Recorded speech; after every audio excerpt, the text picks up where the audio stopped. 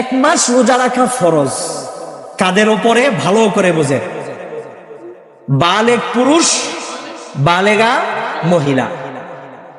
এখন কোন পুরুষ যদি 12 বছরে বালেগ হয়ে যায়, কোন বাবার সন্তান যদি 12 বছরে বালেগ হয়ে যায়, কোন বাবার মেয়ে যদি 10 বছরে বালেগা হয়ে যায়, তাহলে তার উপরেও রমজান মাসে রোজা রাখা কি ফরজ। ভালো করে বুঝেন।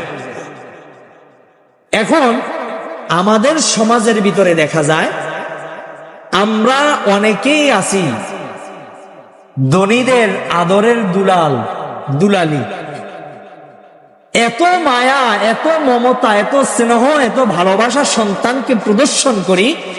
আমার সন্তানের বয়স 18 বছর, আমার সন্তানের বয়স 15 বছর, সে বালেগা হয়ে গেছে, কিন্তু আমার সেই সন্তানের জন্যে আমি রমজানের ক্ষেত্রে চিন্তা করি, হায় আমার বাচ্চাটা তো এখনো ছোট, থাক, তার এখন রোজা রাখার দরকার নাই, সে আরো বড় হয়ে এলো, আরো ম্যাচুরিটি হয়ে এলো, তারপরে আলহামদুলিল্লাহ আমি তাকে কি করব?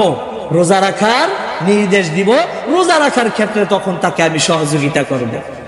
আমার বন্ধুগণ, যদি আপনার মনে এই চিন্তা থাকে এবং আপনি যদি এই চিন্তা লালন করে আপনার সন্তানের প্রতি এইভাবে প্রদর্শন করেন আর বলেন, থাক বাবা তোমার রোজা রাখা লাগবে না, তুমি সামনের বছর রোজা রাখো অথবা আরো 2 বছর পর থেকে রাখো, তাহলে এই সন্তান যদি রোজা না রাখে, তাহলে আল্লাহর রাসূল সাল্লাল্লাহু আলাইহি ওয়াসাল্লাম বলছেন, মান আফতারা ইয়াওমান মিন রমাদান।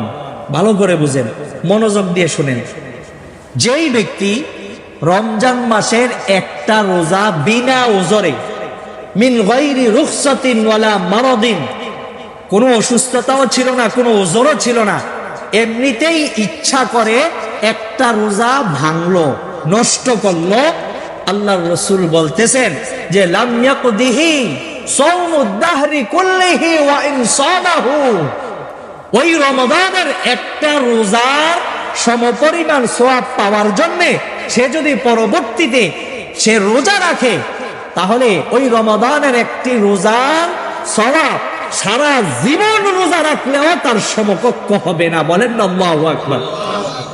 আমার বন্ধুগণ, শুধু তাই না, রমাদানের রোজা এতই গুরুত্বপূর্ণ, এতই গুরুত্বপূর্ণ, রমাদানের রোজার মাধ্যমে আল্লাহ সুবহানাহু ওয়া তাআলা তার জীবনের গুনাহগুলি মাফ করে দেন। সুবহানাল্লাহ। আপনি আপনার সন্তানকে মায়া করে আপনার পরিবারের কোন সদস্যের প্রতি স্নেহ ভালোবাসা প্রদর্শন করণার্থে আপনি তাকে বললেন রোজা